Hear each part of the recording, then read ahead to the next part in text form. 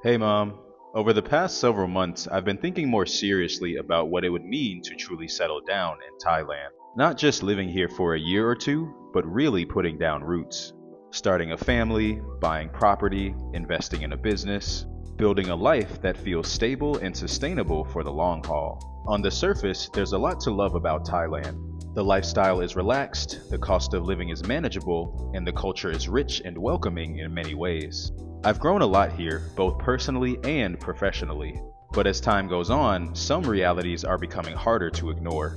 One of the biggest concerns for me is legal and policy stability, or the lack of it. I've seen firsthand how quickly the laws can change here. The recent reversal of lettuce legalization is a perfect example. Friends of mine moved their entire lives here, invested thousands of dollars in startup costs, legal fees, and business infrastructure, only to now find themselves in a legal gray area with no clear path forward. Watching them navigate that uncertainty has been eye-opening. That kind of sudden policy shift doesn't just affect business owners. It sends a broader message about how quickly the rules of the game can change, often without much warning. Another example is the visa situation. When I needed to apply for my non-B work visa, I couldn't even do it from within the country. I had to leave Thailand, cross into Laos, and go through the process there. That alone was a reminder of how fragile my legal status here really is.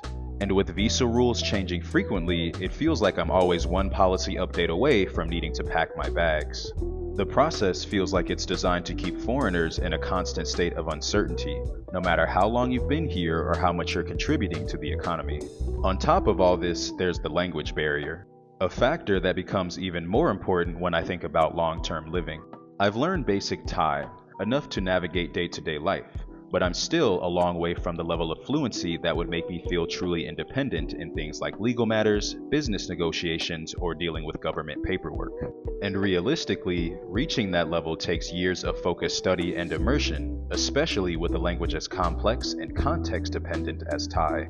But beyond my own experience with the language, I've also started thinking about what the language means for any future children I might have. Language isn't just communication, it's access, it's opportunity.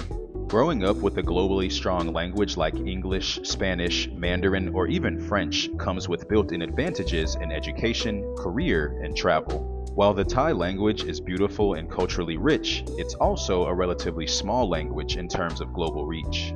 If I raised kids here, I'd have to be intentional, probably even fight an uphill battle, to ensure they grow up fully fluent in a globally strong language that would open doors for them later in life.